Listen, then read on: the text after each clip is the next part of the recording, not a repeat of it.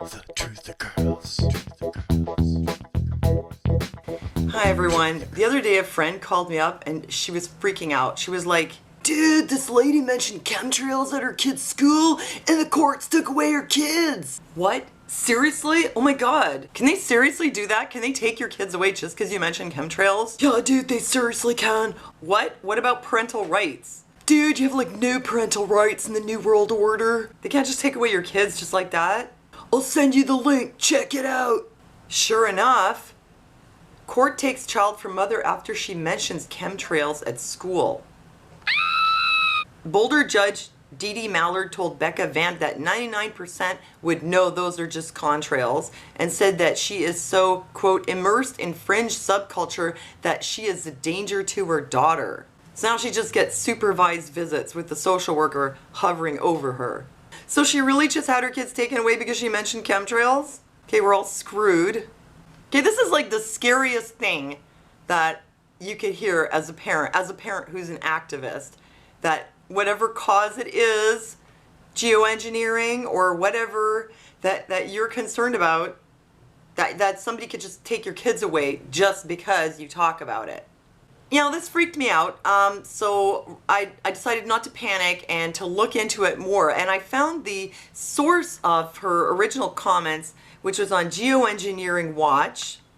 And this is where Becca originally posted her story, "Help, I'm being railroaded for expressing my views about and chemtrails and other conspiracy facts." Now this was actually posted December 19th, 2014, and yet it's reappearing as supposedly news now in this article on your Newswire, May 2nd, 2016.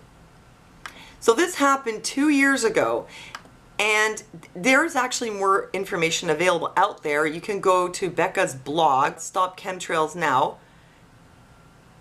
And in this post, Welcome to Colorado, she basically tells you the whole story here.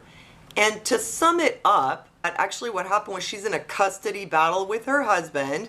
Things got really dirty, and I think he used her involvement in conspiracy theories against her. And like she says, she had no lawyer, so that right there puts her at a disadvantage. And I think she just lost her kids in the custody battle, as in her husband got custody and she has only visits, which is bad, but it's a lot different than I went to school and mentioned something and the courts took away my kids. She says here on her blog, Child Protective Services was never involved. So she did not have her kids taken away by the court. It was a custody battle and he won. And there are a lot of articles like this out there that are really scary. But it's always good to look into it and try to find out more before you just take it at face value and panic. There's reason to be paranoid, but don't get too paranoid. You know, a few years ago, the UN Convention on Biodiversity had a moratorium on geoengineering, and every country in the world signed except for the US. And then Congress actually released this huge document saying why, yes, they've been doing geoengineering, they just don't call it that, but they're going to keep doing it. They should do it more, and maybe they should just start calling it what it is.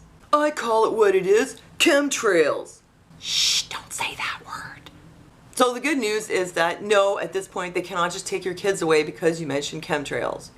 So for now, relax. They're not going to come for you because you mentioned chemtrails or because you have a YouTube account or whatever else you did. Actually, it's a nice sunny day out there. I don't see any chemtrails, so I hope it's nice where you are. Go out and enjoy the weather. Have a wonderful day. Thanks for listening to me. Thanks for giving me a thumbs up. Thanks for leaving me your comments, and I'll see you next time.